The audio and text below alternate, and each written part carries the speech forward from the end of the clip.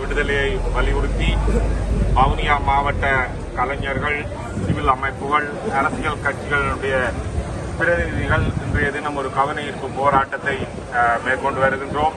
கடந்த 45 வருடங்களுக்கு மேலாக இந்த நாட்டிலே இருக்கக்கூடிய பயங்கரவாத தடை சட்டம் தமிழ் மக்களுக்கு மேல் மிக கொடூரமான முறையிலே அது பாவிக்கப்பட்டு பல ஆயிரக்கணக்கான பொதுமக்கள் கொலை செய்யப்பட்டு இன்றைக்கு யுத்தம் நிறைவடைந்து 17 வருடங்கள் கடந்தும் இந்த நாட்டிலே ஒரு முறைமை மாற்றத்தை கொண்டு வருகிறோம் என்று சொல்லி கூறுகின்ற தேசிய மக்கள் சக்தி அரசாங்கம் இந்த பயங்கரவாத தடை சட்டத்தை தாங்கள் முற்றாக நீக்குகிறோம் என்று கூறி இன்றைக்கு 2 வருடங்கள் கடந்தும் இன்றைக்கு இந்த கலைஞர்கள், எழுத்தாளர்களுக்கு மேலேயும் இந்த சட்டத்தை பயன்படுத்துகின்றார்கள்.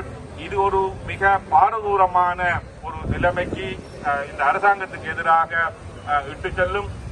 தெற்கிலே வந்து இன்றைக்கு பௌத்த துறவிகள் போதை வஸ்து கடத்தல், பாலியல் ரீதியான துன்புறுத்தல்களை மூடி மறைப்பதற்காக இன்றைக்கு தமிழ் மக்களுக்கு மேல் இந்த பயங்கரவாத தடை சட்டத்தை இந்த அரசாங்கம் பாவித்து வருகிறது.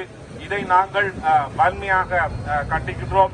தேர்தல் காலத்திலே பல வாக்குறுதிகளை வழங்கிய இந்த அரசாங்கம் எந்த வாக்குறுதிகளையும் நிறைவேற்றாமல் இன்றைக்கு பொருளாதார ரீதியாக நெருக்கடியில் இருந்து சிங்கள மக்களை திசை திருப்புவதற்காகவும், பௌத்த துறவிகள் பாலியல் ரீதியான துன்புறுத்தல்கள், போதை வஸ்து கடத்தல்களை மூடி மறைப்பதற்காகவும் இன்றைக்கு தமிழ் மக்கள் மேலே இந்த கட்டவிழ்த்து விடப்பட்டிருக்கிற இந்த பயங்கரவாத தடை சட்டத்தை உடனடியாக நிறுத்த வேண்டும்.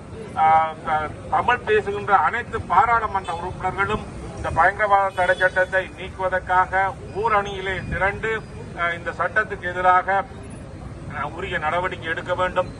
இந்த தேசிய மக்கள் சக்தி அரசாங்கம் தமிழ் மக்கள் மத்தியிலே இதுவரை காலமும் பெற்றிருந்த இந்த குறைந்தபட்ச நன்மதிப்பு இந்த பயங்கரவாத தடை சட்டத்துக்கு எதிராக கைது செய்வதன் ஊடாக முற்று முழுதாக வடக்கு கிழக்கில் இருக்கக்கூடிய அனைத்து தமிழ் மக்கள், தமிழ் தேசிய கட்சிகள் இதுக்கு எதிராக குரல் கொடுத்து இந்த சட்டத்தை நீக்குவதற்கு உரிய நடவடிக்கை எடுக்கப்பட வேண்டும்.